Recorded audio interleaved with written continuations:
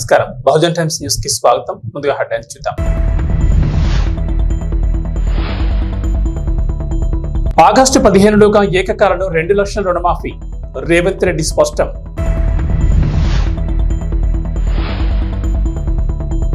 CM Jagan పై దాడి కేసులో కొనసాగుతున్న విచారణ.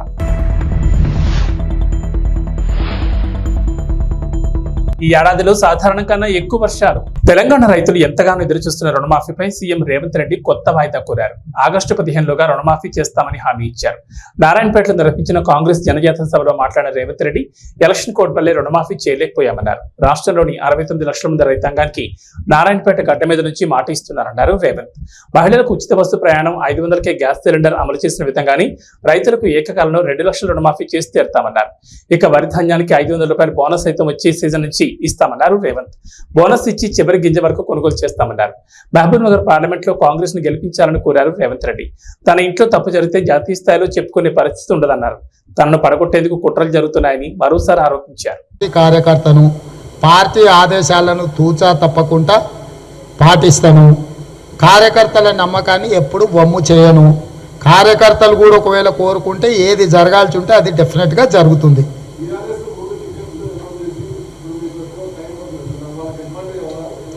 ఏముండదు, అవన్నీ ఉత్తర పత్రాలు. వర్షం పడకముందే నువ్వు దుక్కి దున్నావు అనుకో, ఈ సన్నాసులే కదా ఎమ్మెల్యేలు. కొత్తగా ఉంది, మాస్క్ వేసుకుంటారా మూసుకేసుకుంటారా, ఏం చేసుకుంటారు? ఏముండదు. ఇప్పుడు వీళ్ళే కదా గత 9 ఏళ్ల నుంచి దాదాపుగా ఈ సద్ది మొక్కలే కదా ఉన్నాయి. ఈ సద్ది మొక్కలు మళ్ళీ కొత్తగా ప్లాస్టిక్ సర్జరీ చేయించుకుంటారా? ఏంది, వాళ్ళ మొక్కలు తెలుసు కదా. ముఖ్యమంత్రి వైఎస్ జగన్మోహన్ రెడ్డిపై శనివారం రాత్రి విజయవాడలో జరిగిన రాళ్లదాడి ఘటన రాజకీయ ప్రకంపనలు రేపుతోంది. ఈ ఘటనపై పోలీసులు దర్యాప్తును వేగవంతం చేశారు. ఆధారాలను సేకరించేందుకు క్లూస్ టీమ్ రంగంలోకి దిగింది. అజిత్ సింగ్ నగర్ లోని వివేకానంద స్కూల్ దగ్గర ఈ దాడి జరగడంతో స్కూల్ బిల్డింగ్ పై నుంచి రాళ్లు రుబ్బినట్లు పోలీసులు ప్రాథమికంగా నిర్ధారించినట్లు తెలుస్తోంది. ఈ మేరకు ఘటనా స్థలానికి క్షుణ్ణంగా పరిశీలించి ఆ ప్రాంతంలో అమర్చిన సీసీటీవీ ఫుటేజ్లను తనిఖీ చేస్తున్నారు. డ్రోన్ల ద్వారా దాడి జరిగిన ప్రదేశాన్ని ఏరియల్ సర్వే నిర్వహించారు. దీని ద్వారా ఆధారాలను సేకరించే ప్రయత్నం చేస్తున్నారు. మనం సేకరించిన సమాచారం ప్రకారం డెఫినెట్ గా ఒక రాయి అనేది ఒక వ్యక్తి బలంగా విసరడం జరిగింది. అది సీఎం గారికి ఎడం వైపు, అంటే సీఎం గారు వెళ్తుంటే లెఫ్ట్ సైడ్ నుంచి ఒక వ్యక్తి ఒక రాయిని విసరడం జరిగింది. అది సీఎం గారికి లెఫ్ట్ సైడ్ ఫోర్ హెడ్ మీద తగిలి అక్కడి నుంచి పక్కన ఉన్న వెలంపల్లి శ్రీనివాస్ గారి ముక్కుకి కంటికి తగిలి అక్కడి నుంచి కింద పడడం మనం వీడియో ఫుటేజ్ చాలా క్లియర్గా ఉంది. ఆ వీడియో ఫుటేజెస్ మా దగ్గర ఉన్నాయి. వాటిని కూడా ఎన్హాన్స్మెంట్ కోసం FSL ల్యాబ్ కూడా పంపించాము. దాంట్లో ఒక రాయి అని మాత్రం మనం ఖచ్చితంగా చెప్పొచ్చు. ఈ ఏడాది నైరుతి రుతుపవనాలు జూన్, సెప్టెంబర్లో సాధారణం కంటే ఎక్కువ వర్షపాతం నమోదయ్యే అవకాశం ఉందని భారత వాతావరణ శాఖ IMD తెలిపింది. ఆగస్టు, సెప్టెంబర్ మధ్యలో లెనినా ప్రభావంతో ఎక్కువ మోతాదులో వర్షాలు కురుస్తాయని వెల్లడించింది. దేశంలో దీర్ఘకాలిక సగటు వర్షపాతం 87 సెంటీమీటర్ల కాగా ఈ ఏడాది 106% అధికంగా వర్షపాతం నమోదయ్యే అవకాశం ఉందని పేర్కొంది.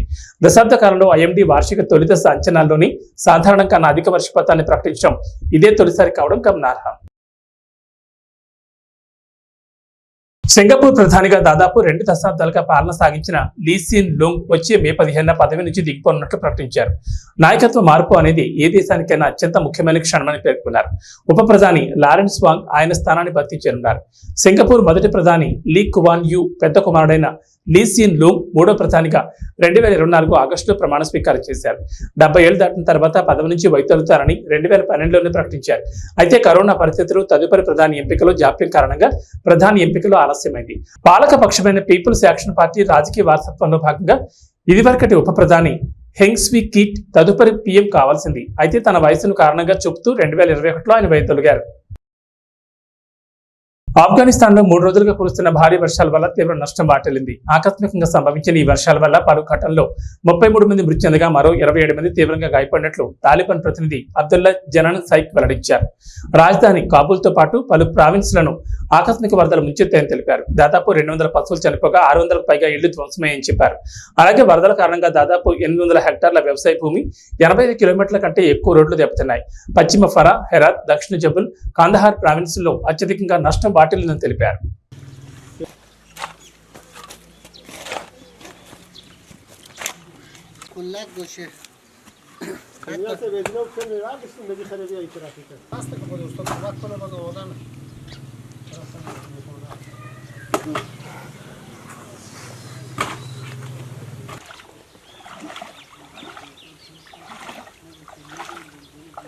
ఇంటర్నెట్ డెస్క్ ఎలాన్ మస్క్ చెందిన విద్యుత్ కార్ల తయారీ సంస్థ టెస్లా ఉద్యోగ కోతలు ప్రకటించింది. ప్రపంచవ్యాప్తంగా కంపెనీలో పనిచేస్తున్న ఉద్యోగులు 10% మందిని తొలగించాలని నిర్ణయించింది. దీనివల్ల సుమారు 14,000 మందిపై ఈ ప్రభావం పడనుంది. ఈ మేరకు ఉద్యోగులకు ఎలాన్ మస్క్ లేఖ రాసినట్లు ఎలక్ట్రిక్ అనే వెబ్సైట్ తన కథనంలో పేర్కొంది. ప్రపంచవ్యాప్తంగా గత ఏడాది డిసెంబర్ నాటికి టెస్లాలో 1.40 లక్షల మంది పనిచేస్తున్నారు. ఇందులో 10% అంటే దాదాపు 14,000 మందిని టెస్లా తొలగించనుంది. కొన్ని రోల్స్ లో డూప్లికేషన్ కారణంగా ఈ తొలగింపులు చేపడుతున్నట్లు మస్క్ తన లేఖలో పేర్కొన్నారు. ఇంతకాలం కంపెనీకి సేవలు అందించిన వారికి కృతజ్ఞతలు తెలిపారు. కొత్త అవకాశాలు అందుకోవాలని ఆకాంక్షించారు. ఉద్యోగంలో కొనసాగుతున్న వారు సవాళ్లకు సిద్ధమవ్వాలని సూచించారు. ఏ విభాగాల వారిని తొలగిస్తున్నది ఇంకా తెలియరాలేదు. ఇప్పటికే తొలగించిన ఉద్యోగులకు సిస్టమ్ యాక్సెస్ నిలిపివేసినట్లు సమాచారం. IPL 2024లో హైదరాబాద్ హ్యాట్రిక్ విజయం నమోదు చేసింది. బెంగళూరును వారి సొంత గడ్డపై 25 పరుగుల తేడాతో ఓడించింది. తొలుత బ్యాటింగ్ చేసిన హైదరాబాద్ 3 వికెట్ల నష్టానికి 287 పరుగులతో IPL చరిత్రలో అత్యధిక స్కోర్ చేసింది. ఈ కొండంత లక్ష్య ఛేదనలో బెంగళూరు గట్టిగానే పోరాడింది. చివరికి 20 ఓవర్లలో 7 వికెట్ల నష్టానికి 262 పరుగులు చేసింది. దినేష్ కార్తీక్ 83, 35 బంతుల్లో 5 4లతో 7 6లతో అదరగొట్టాడు. వీరోచితంగా పోరాడిన జట్టును గెలిపించలేకపోయాడు. డూప్లిసిస్ 28 బంతుల్లో 62 పరుగులు చేశాడు. 7 4లు 4 6లు చేశాడు. విరాట్ కోహ్లీ 20 బంతులు 42 పరుగులు చేశాడు. 6 4లు 2 6లతో అదరగొట్టాడు. చెలరేగినప్పటికీ ప్రయోజనం లేకపోయింది. హైదరాబాద్ కెప్టెన్ కమిన్స్ 3 వికెట్లు తీసి ఆ జట్టు పతనాన్ని శాసించాడు. మయాంక్ మార్కండే 2, నటరాజన్ 1 వికెట్ తీశారు.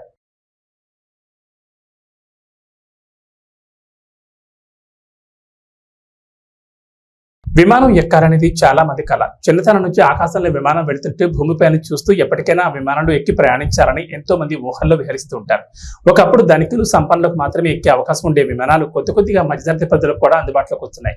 ఇక 150 రూపాయలకే విమాన టికెట్ ఇస్తున్నారంటే పేదలు కూడా ఎక్కేందుకు ఎగబడతారు. విమానం ఎక్కాలని కోరిక ఉన్నవారు డబ్బులు లేకున్నా ఎలాగోలా పోగేస్తారు. 150కి విమానం టికెట్ ఏంటి అని ఆశ్చర్యపోతున్నారా? సామాన్యులు కూడా విమాన ప్రయాణాన్ని అందుబాటులోకి తీసుకురావాలని కేంద్ర ప్రభుత్వం నిర్ణయించింది. ఇందులో భాగంగానే అనేక చర్యలు చేపట్టింది. దేశంలోని చిన్న నగరాలకు కూడా విమానాలు నడిపి వాటిని సామాన్య ప్రజలకు కూడా ఫ్లైట్ ఎక్కించాలని కేంద్రం రకరకాల పథకాలను ప్రారంభించింది. ఈ నేపథ్యంలోని దేశంలోని కొన్ని రూట్లలో కొన్ని విమానయాన సంస్థలు అతి తక్కువ ధరకే విమానాలు నడుపుతున్నాయి. ఈ నేపథ్యంలోని అలయన్స్ ఎయిర్లైన్స్ 150కే విమాన టికెట్ అందుబాటులోకి తీసుకొచ్చింది. అస్సాంలోని లీలాబారి నుంచి తేజ్పూర్ నగరాల మధ్య అలయన్స్ ఎయిర్లైన్స్ కేవలం 150 రూపాయలకే అందిస్తోంది. లీలాబారి నుంచి తేజ్పూర్ నగరాల మధ్య 186 కిలోమీటర్ల దూరం ఉంది.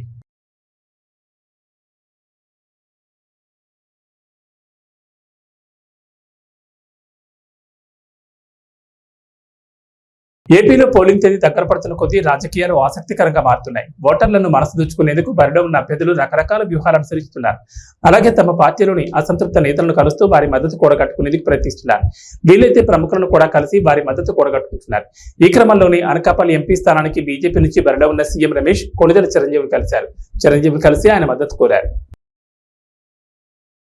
శ్రీ సరస్వతి శిశు మందిర్ ఇంగ్లీష్ మీడియం పాఠశాల గజ్వేల్ నందు ఆర్ఆర్ ఆయుర్వేదం ఔషధాన్ని పంపిణీ చేయడం జరుగుతోంది. ఈ కార్యక్రమంలో పాఠశాల ప్రిన్సిపల్ హరిణ పవన్ మరియు డాక్టర్ నరేష్ బాబు పాల్గొన్నారు. ఈ సందర్భంగా మాట్లాడుతూ 6 నెలల పిల్లల నుంచి 16 సంవత్సరాల పిల్లల వరకు కూడా వేయొచ్చని అన్నారు. దీని యొక్క ఉపయోగాలు ఏంటంటే పిల్లల్లో రోగనిరోధక శక్తి, స్మరణ శక్తి, గ్రహణ శక్తి మరియు జ్ఞాపక శక్తిని పెంచుతుందని, మేధాశక్తిని, జ్ఞాపక శక్తిని పెంచుతుందని, మేధాశక్తిని, సమగ్రమైన శరీర కాంతిని, బలాన్ని పెంపొందిస్తుందని, శారీరక మానసిక ఎదుగుదలకు సహాయపడుతుందని అన్నారు.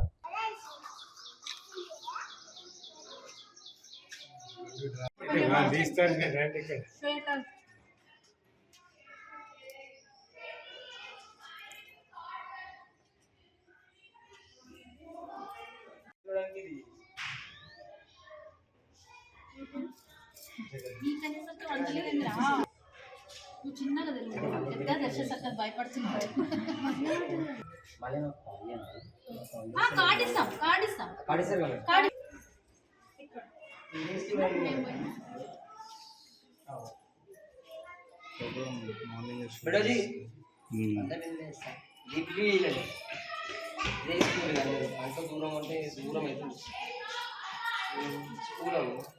సరస్వతి శిశు మందిర్ పాఠశాల లోపల పిల్లల కోసం మెదక్ నుంచి ఆర్ఆర్ స్వర్ణామృత రాసిన వాళ్ళు ఒక దివ్యమైన ఔషధం పంపించడం జరిగింది. దీన్ని 6 నెలల పాప నుండి 16 సంవత్సరాల లోపు వయసున్న అందరి పిల్లలకు కూడా ఇది చేయవచ్చు. ప్రతి నెల పుష్యమి నక్షత్రం రోజున వేసినట్టయితే ప్రభావవంతమైన ఫలితం ఉంటుంది. కాబట్టి ఈ నెల పుష్యమి నక్షత్రం కావున 16వ తేదీ ఇక్కడున్న గజ్వెల్లో ఉన్నటువంటి అందరూ కూడా సరస్వతి శిశు మందిర్ ప్రాంగణంలో వేస్తున్నటువంటి ఈ స్వర్ణామృత ప్రాశన చుక్కలు వేయించుకొని మీ పిల్లలకు ఒక మంచి భవిష్యత్తును ఏర్పాటు చేసుకోవాలని నా యొక్క విజ్ఞప్తి. ఎందుకంటే దీన్ని మనకు సేవించినట్టయితే క్రానిక్ డిసీజ్ ఏదైతే ఇరిటేబిలిటీ కానీ, హైపర్ యాక్టివిటీ, తర్వాత ఆటిజం, దాంతోపాటు జ్ఞాపక శక్తి పెరుగుతుంది, స్మరణ శక్తి, జ్ఞాపక శక్తి, దాంతోపాటు ఇమ్యూనిటీ పవర్, రోగ నిరోధక శక్తి కూడా పెరుగుతుంది. కాబట్టి ప్రజలంతా దీన్ని సద్వినియోగం చేసుకోవాల్సిందిగా మనం చేస్తున్నాం. శిశు మందిర్ గజ్వెల్ ఇంగ్లీష్ మీడియం పాఠశాలలో ఈరోజు ఆర్ఆర్ స్వర్ణామృతము అనేటువంటి దివ్య ఔషధాన్ని మనం పంపిణీ చేయడం జరుగుతుంది. దీని యొక్క ప్రతిఫలం అంటే ప్రభావం ఎలా ఉంటుంది అంటే, కరోనా లాంటి విపత్తులు వచ్చినప్పుడు హ్యూమినిటీ కోసం మనము తాపత్రయపడాల్సిన అవసరం లేకుండా ఇప్పటి నుండే భావి భారత పౌరులైనటువంటి ఈ చిన్నారుల యొక్క ఆరోగ్యాన్ని సంరక్షించడానికి ఈ ఔషధం చాలా ఉపయోగపడుతుంది. అంతేకాకుండా హైపర్ యాక్టివిటీ, తర్వాత పిల్లలలో స్మరణ శక్తి, ధారణ శక్తి, జ్ఞాపక శక్తి పెంచడానికి, అంటే ఏదైనా సరే వాళ్ళు గుర్తుపెట్టుకున్నట్టుగా ఎవరు గుర్తుపెట్టుకోలేరు. అలాంటి పిల్లలలో కూడా డిసీజెస్ వస్తున్నాయి ఈ పొల్యూషన్ వల్ల. వాటిని అన్నింటినీ తట్టుకొని ఈ పిల్లలు బంగారు భవిష్యత్తులో వాళ్ళు ఉన్నత స్థాయికి చేరాలి అంటే ఈ 2 చుక్కలు చాలా ఉపయోగపడతాయి. దీనివల్ల సైడ్ ఎఫెక్ట్స్ ఎలాంటివి ఉండవు. కేవలం అంటే 90% మంచి చేస్తుంది. మంచి చేయకపోయినా ఏ పిల్లలకి దీనివల్ల చెడైతే జరగదు. కాబట్టి తల్లిదండ్రులు గుండె మీద చేయి వేసుకొని ధైర్యంగా ఈ 2 చుక్కల్ని వేయించవచ్చు. పోలియో చుక్కలు ఎంత ముఖ్యమో ఈ స్వర్ణామృతం చుక్కలు కూడా అంతే ముఖ్యం. తప్పకుండా దీన్ని అందరూ కూడా ఉపయోగించుకొని మీ పిల్లలని అంటే ధారణ, స్మరణ, జ్ఞాపక శక్తి, శరీర దారుఢ్యం ఇవన్నీ కూడా మంచి రంగులో కూడా వస్తారంట పిల్లలు. ఇవి మేము డెమోలు చూసిన తర్వాత నమ్మిన తర్వాత మాత్రమే వేస్తున్నాం. ఎలాంటి సైడ్ ఎఫెక్ట్స్ లేవండి. తప్పకుండా అందరూ కూడా దీన్ని ఉపయోగించుకోగలరు. ఈ నెల రానటువంటి వాళ్ళు వచ్చే నెల ఆ కార్డులో డేట్ ఉంటుంది, దాని ప్రకారంగా అయినా సరే 21 నెలల పాటు 6 నెలల పిల్లల నుండి 16 సంవత్సరాల పిల్లల వరకు ప్రతి పిల్లలకి ఫీవర్ ఉన్నప్పటికీ, జలుబు ఉన్నప్పటికీ, అమ్మాయిలైతే డేట్స్ వచ్చినప్పటికీ ఎలాంటి ఇబ్బంది లేదు. కేవలం ఒక ఫిట్స్ ఉన్నటువంటి పిల్లలకు మాత్రమే దీనిని వాడకూడదు. మిగతా ఏ పిల్లలు ఎలాంటి పరిస్థితుల్లోనైనా దీన్ని ఉపయోగించవచ్చు. దీని ఫలం కూడా చాలా బాగుంటుంది. Thank you. ఎమ్మిగనూరులో పార్టీ కార్యాలయం నందు వైఎస్ఆర్సీపీ ఎమ్మెల్యే అభ్యర్థి పుట్టారెడ్డి సమక్షంలో మున్సిపల్ వైస్ చైర్మన్, పట్టణ అధ్యక్షులు నజీర్ అహ్మద్ ఆధ్వర్యంలో టీడీపీ మాజీ కౌన్సిలర్ కొయ్య నరసప్ప సుమారు 100 మంది అనుచరులతో వైసీపీలో చేరారు. ఈ సందర్భంగా ఎమ్మెల్యే అభ్యర్థి పుట్టారెడ్డికి మాట్లాడుతూ వైసీపీ ప్రభుత్వం రాష్ట్రంలో అందిస్తున్న సంక్షేమ పథకాలకు ఆకర్షితులై పార్టీలు చాలా మంది చేరడం జరిగిందని తెలిపారు. ఈ కార్యక్రమంలో పలువురు పాల్గొన్నారు.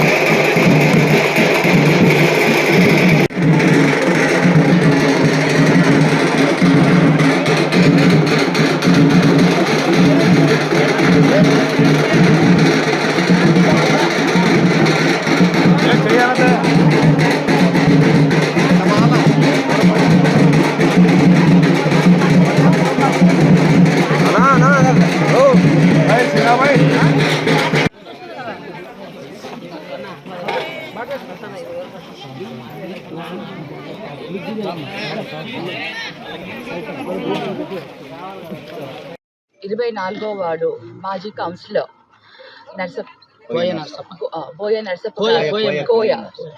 నరసప్ప గారు ఈరోజు వారి బృందంతో వచ్చి ఇక్కడ జాయిన్ అవ్వడం జరిగింది. మరి ఈరోజు మా అందరి సమక్షంలో నజీర్ గారు, మరి రుద్రగౌడ్ అన్న, కార్పొరేషన్ చైర్మన్ మీ అందరికీ తెలుసు అన్న, మరి మీ అందరూ ఈ సమక్షంలో ఇవాళ ఏదైతే జగనన్న చేస్తున్న సంక్షేమ పథకాలు ఉన్నాయో ఆ సంక్షేమ పథకాలకు ఈరోజు మహిళలు అందరూ కూడా పెద్ద ఎత్తున ఆనందం వ్యక్తం చేస్తున్నారు. వారికి మళ్ళీ జగనన్న ప్రభుత్వమే కావాలంటున్నారు. ఇలాంటి లీడర్స్ కూడా అందరూ కూడా ముందుకు వస్తున్నారు. బికాజ్ జగనన్న ప్రభుత్వంలో జరిగే సంక్షేమ పథకాలు కానివ్వండి, మంచి పనులు కానివ్వండి, అభివృద్ధి కానివ్వండి, ఎటువంటి వివక్షత లేకుండా, ఎటువంటి డిఫరెన్సెస్ లేకుండా ఇవాళ ఒక రూలింగ్ అంటూ జగనన్న చేసిన ఈ 5 సంవత్సరాల పరిపాలనకు అందరూ కూడా హర్షం వ్యక్తం చేస్తూ ఈరోజు వైసీపీలో జాయిన్ అవుతున్నారు అంటే అర్థం చేసుకోండి. ఇవాళ మార్నింగ్ నుంచి పొద్దున్న నుంచి ఎంతోమంది చాలామంది టీడీపీ నుంచి వైసీపీలోకి వాళ్ళ మా ఆధ్వర్యంలో జాయిన్ అవ్వడం జరిగింది. సో ఇది ఒక మంచి శుభ పరిణామం. మరి ఇంకా ప్రజలందరూ కూడా మేము వెళ్తున్నప్పుడు కూడా ఎక్కడికక్కడ హర్షం వ్యక్తం చేస్తున్నారు. ఇవన్నీ కూడా జగనన్న చేస్తున్న పరిపాలనకు ఇవన్నీ ఒక నిదర్శనం. ఇవన్నీ కూడా ఇదంతా కూడా మాకు కూడా చాలా ఆనందంగా ఉంది. క్యాండిడేట్స్ గా కర్నూలు జిల్లా డోన్ మండలంలోని ముడుములపాడు గ్రామంలో ఎన్నికల ప్రచారంలో భాగంగా జనసేన పార్టీ కార్యాలయాన్ని కోట్ల జయసూరి ప్రకాష్ రెడ్డి చేతుల మీదుగా రిబ్బన్ కట్ చేసి ప్రారంభించారు. ఈ కార్యక్రమంలో కోట్ల గ్రామ సర్పంచ్ రాధమ్మ ప్రచారంలో పాల్గొన్నారు. రాబోయే ఎన్నికల్లో తెలుగుదేశం పార్టీకి ఓట్లు వేసి గెలిపించాలని కోరారు.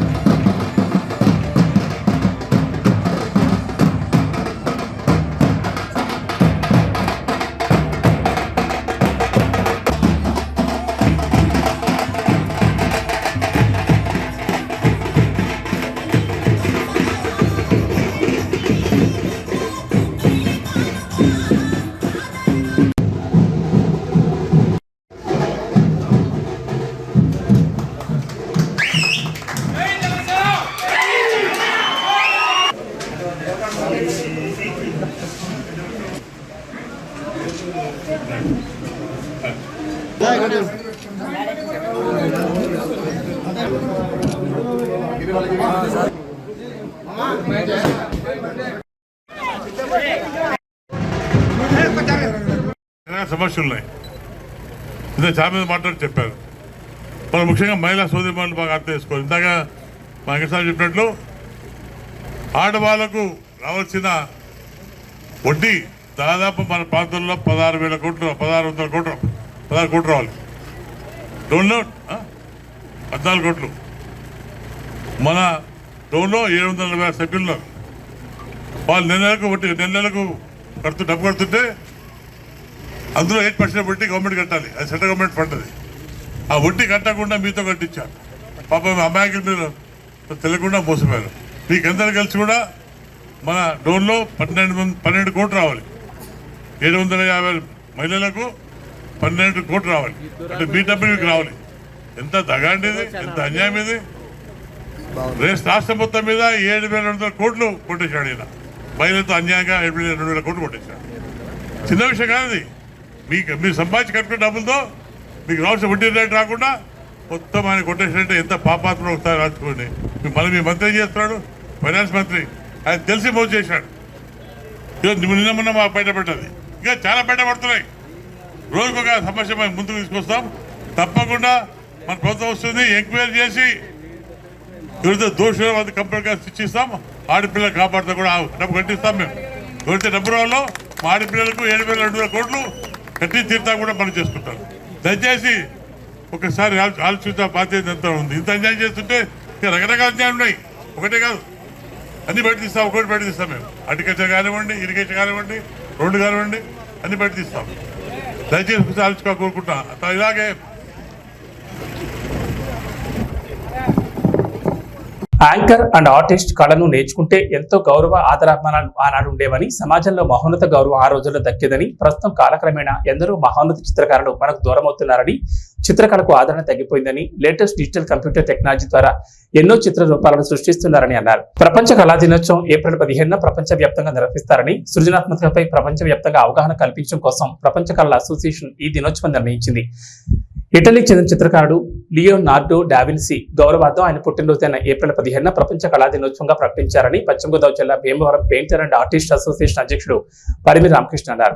ఏప్రిల్ 15న ప్రపంచ కళా దినోత్సవం సందర్భంగా మీడియాతో మాట్లాడుతూ ముందుగా చిత్ర కళాకారులను ఆదరించే ప్రతి ఒక్కరికి అభినందనలు తెలిపారు. ప్రస్తుతం ఎంతో మంది మహోన్నతమైన కళాకారులు ఉన్నారని, వారి జీవన ఉపాధి లేక ఆర్థిక ఇబ్బందులతో జీవనం సాగిస్తున్నారని, చిత్ర కళాకారులను, ఆర్టిస్ట్ కార్మికులను ప్రభుత్వం ఆదుకోవాలని కోరారు. చిత్ర కళాకారులను, ఆర్టిస్ట్ కన్మరుగు కాకుండా ప్రభుత్వాలు ముందుకొచ్చి జీవనోపాధి కల్పించాలని ఆవేదన వ్యక్తం చేశారు. నా ఊపిరినంత కాలం పెయింటర్స్ అండ్ ఆర్టిస్ట్ అసోసియేషన్ సమస్యలను ప్రభుత్వం దృష్టికి తీసుకెళ్లి తగు న్యాయం కోసం పోరాడతారని పరిమి రామకృష్ణ అన్నారు.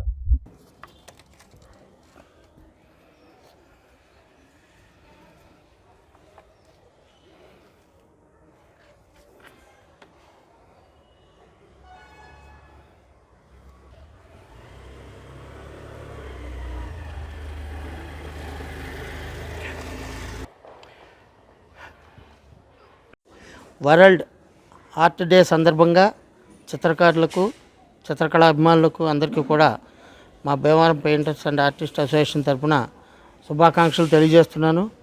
ఈరోజు మనం మన పూర్వీకులను అందరినీ కూడా చిత్రకారులని మననం చేసుకోవాల్సిన ఈరోజు తప్పనిసరిగా అందరూ మననం చేసుకోవాలి. అలాగే చిత్రకళలో ముఖ్యులైనటువంటి దావిన్సీ గారు 1500వ శతాబ్దంలో మొదలుపెట్టి ఒక బొమ్మని 1550లో మొదలుపెట్టి 1553లో పూర్తి చేశాడు మోనాలిసా బొమ్మని. ఆ బొమ్మకి చాలామంది విమర్శకులు సైతం ఆశ్చర్యచకితులు చేసింది. ఆ ముఖ కవళికలు చాలామంది ఎన్ని అర్థాలు ఉన్నాయో కూడా వివరించి చెప్పడం జరిగింది ఆనాటి ఈ కళాఖండాన్ని చూసి. ఆయన దావిన్సీ 1400 శతాబ్దంలో 1472లో జన్మించారు. ఆయన 18 ఏళ్ల పాటు శిష్యార్కం చేసి వరల్డ్ ఆర్ట్ బుక్లో పేరు నమోదు చేసుకోవటం కూడా ఆయన జరిగింది. అటువంటి మహానుభావుల్ని ఈరోజు ఆర్ట్ డే సందర్భంగా మనం స్మరించుకోవటం ఎంతైనా స్ఫూర్తిదాయకం. ఈరోజు ఈ కార్యక్రమాన్ని నిర్వహించడానికి మేము భీమవరం పెయింటర్స్ ఆర్టిస్ట్ అసోసియేషన్ తరఫున అందరం కూడా సమావేశమై దావిన్సీకి శుభాకాంక్షలు, అలాగే మన ఆంధ్రప్రదేశ్, తెలంగాణ ప్రజలకు కూడా ఆర్టిస్టులకి, కళాభిమానులకి శుభాకాంక్షలు తెలియజేస్తున్నాను. ఇట్లు పరిమి రామకృష్ణ, భీమవరం. ఈరోజు స్మరణకి తెచ్చుకోవడం జరిగింది ముఖ్య కళాకారులందరినీ కూడా. ఈ టెక్నాలజీ పెరిగిన ఈ రంగంలో చాలా ఒడిదుడుకులు భరిస్తూ చిత్రకారులు జీవనం సాగిస్తున్నారు. ఈ ఏప్రిల్ 14 దినం అనగా 1572 ఏప్రిల్ 15న దావిన్సీ జన్మించాడు కాబట్టి ఆ రోజున వరల్డ్ బుక్లో చిత్రకారుడిగా నమోదు చేసుకోవడం దావిన్సీ జరిగింది. కాబట్టి ఈరోజు ఏప్రిల్ 15 మనం వరల్డ్ ఆర్ట్ డేగా జరుపుకోవడం జరుగుతుంది. చిత్రకళలో ఎన్ని ఇబ్బందులున్నా ఇదివరకు పూర్వం మహారాజుల కాలం నుంచి చిత్రకళకు మంచి పేరు ప్రఖ్యాతులు ఉండేవి. అలాగే గౌరవం, ఆదరణ అంతా లభించేది. పెరుగుతున్న టెక్నాలజీ వల్ల చిత్రకళలోని చిత్రకారులకు కొద్దిగా ఆదరణ తగ్గినప్పటికీ టాలెంట్ ఉన్న చిత్రకారులకి బాగానే ఉంది. కానీ ప్రభుత్వ పరంగా చిత్రకారులను ఆదుకుంటే ఇంకా చిత్రకళ రంగంలో ఎన్నో కొత్త పుంతలు తొక్కడానికి చిత్రకారులకు ఆస్కారం ఉంటుంది. ఒడిదుడుకులు పడుతున్న ఈ చిత్రకళకు న్యాయం చేయవలసిన బాధ్యత ప్రభుత్వాల మీద ఉందని కోరుకుంటూ ఈ కళ అంతరించిపోకుండా చేసే బాధ్యత ప్రభుత్వందే. అందుకని ప్రభుత్వానికి విజ్ఞప్తి చేస్తున్నా, మా పెయింటర్స్ ఆర్టిస్ట్ అసోసియేషన్ తరఫున ప్రభుత్వంలోని ప్రజాప్రతినిధులందరూ కూడా చట్టాల్లో మార్పులు తెచ్చైనా సరే కళాకారులను ఆదుకోవాల్సిందిగా కోరుచున్నాను. పంచకర్ల ప్రసాద్ ఆధ్వర్యంలో వార్డు అధ్యక్షులు కాకిబాబు ప్రోత్సాహంతో సుమారు 400 మందితో జన సైనికులతో జనసేన పార్టీలోకి నక్కాశ్రీలు చేరారు. ఈ సందర్భంగా మాట్లాడుతూ జనసేన పార్టీ కోసం ఎంతైనా కృషి చేయడానికి మేము సిద్ధంగా ఉన్నామని, పార్టీ కోసం ఎంతైనా శ్రమిస్తామని, పవన్ కళ్యాణ్ ఆశయాలను మా గ్రామంలో కూడా నిలబెడతారని అన్నారు. ఈ కార్యక్రమంలో నాయకులు పాల్గొన్నారు.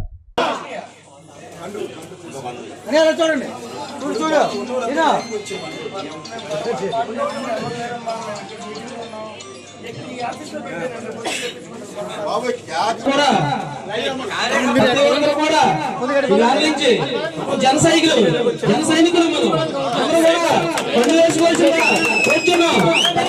పేరు పేరు శివకుమార్ రావాలి. పేరు పేరు అందరూ పిలుస్తారు. ముందుకు వచ్చి మండవాళ్ళు వేసుకోవాల్సిందిగా వచ్చాను.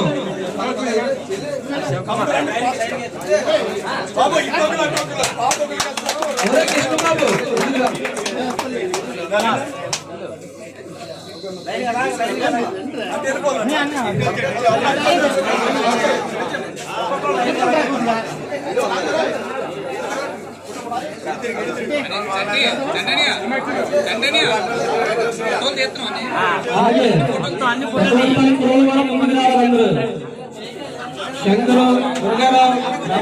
ఏబీ బులెటిన్ విశేషాలు. నమస్కారం.